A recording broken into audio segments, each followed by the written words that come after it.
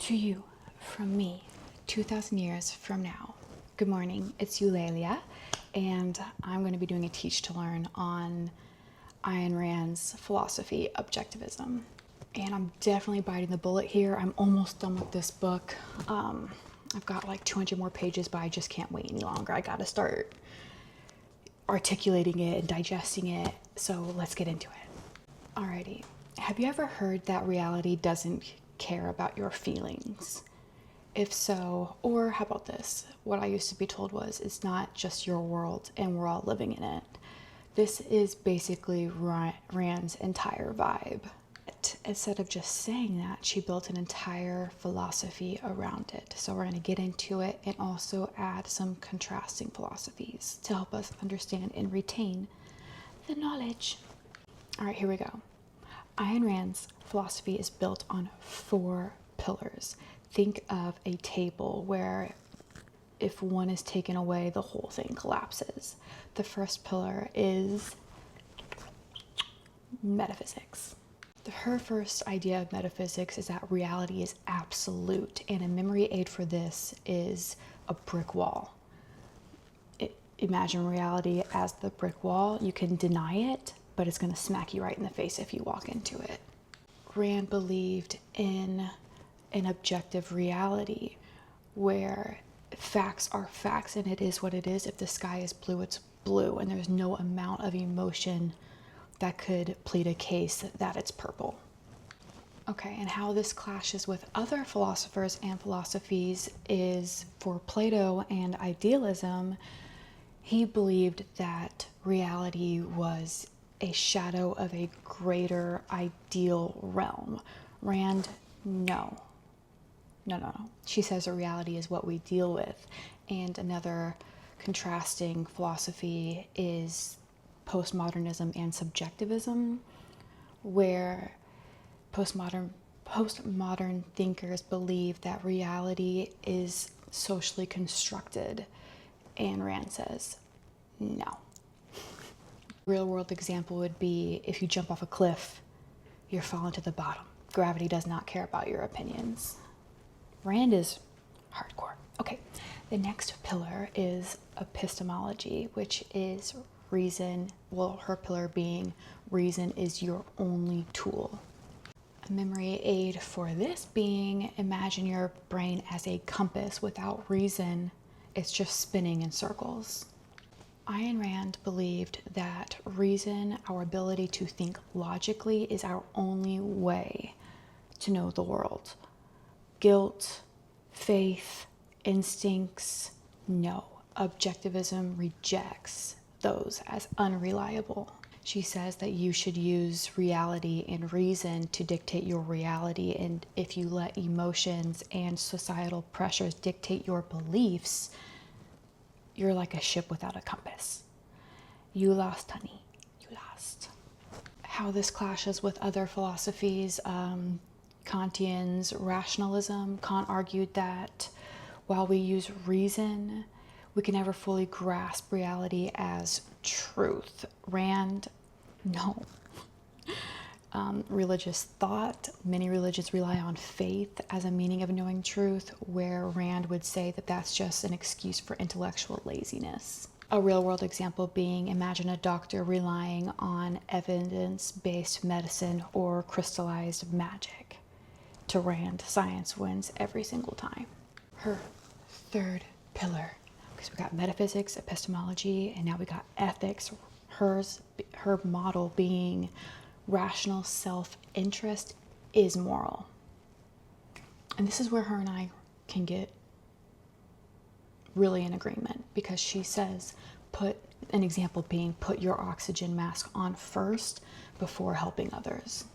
And it's hard not to come off like completely selfish and devoid of empathy when you talk about Rand. And I want to be careful not to be misinterpreted, which is going to happen no matter what. But she argues that selfishness is a virtue, and not be a jerk, to other people, but prioritize your own survival and success type of selfishness. Altruism, the idea that you should live on behalf of others, or for others is like completely against Rand's convictions. And she goes to even say it's destructive. She believed that self-sacrifice creates a society of martyrs and moochers instead of strong, independent people. This clashes with other philosophies like Christianity and Christian ethics, where Christians believe to love thy neighbor, turn the other cheek, and sacrifice for the greater good. It also clashes with utilitarianism, so John Stuart Mill and Bentham, who believe that the best action is to produce the most happiness for the most amount of people.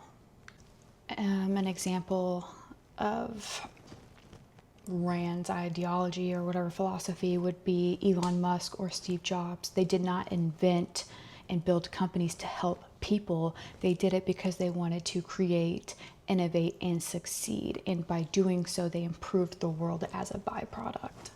Her fourth leg and final pillar, capitalism, baby.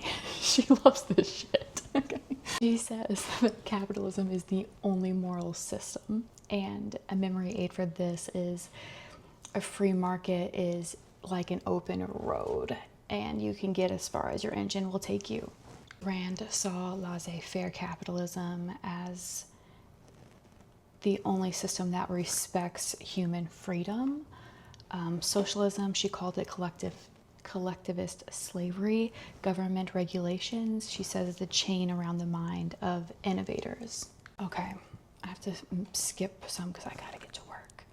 But let's clear up some common misconceptions about what objectivism is not. It is not greed is good.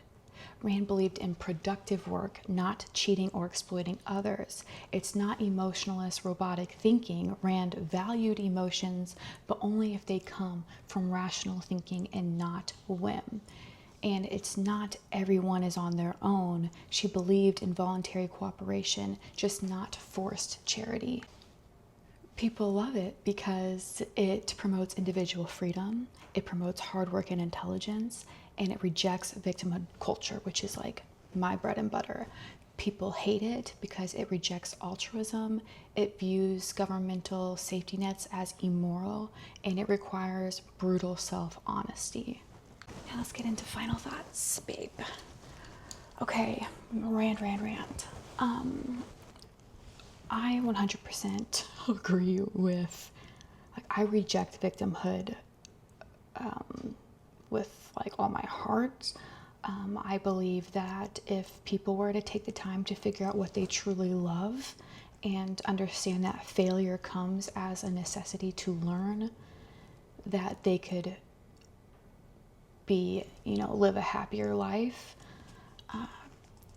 This kind of debrief helps me feel more aware of Rand's ideas because it comes off so rigid. Like the other day I created a post and kind of talked about my philosophy of how I'm such an individualist, and I am, but I feel like it can easily people can jump the gun and it comes off so selfish, which is not true. I just believe that the happier I am by taking care of myself, those around me will benefit because I'm doing what I love and operating how I think I should. And this kind of stems from my own personal background. I have family all over far away from me, and I used to always be sick with worry over them.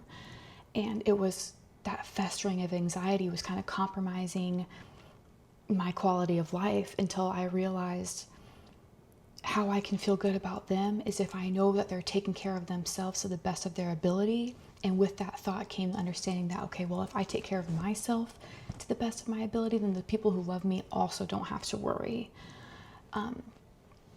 So this is one of the reasons why Ayn Rand was suggested to me. I believe in hard work. I don't believe in people all of a sudden becoming entitled to someone's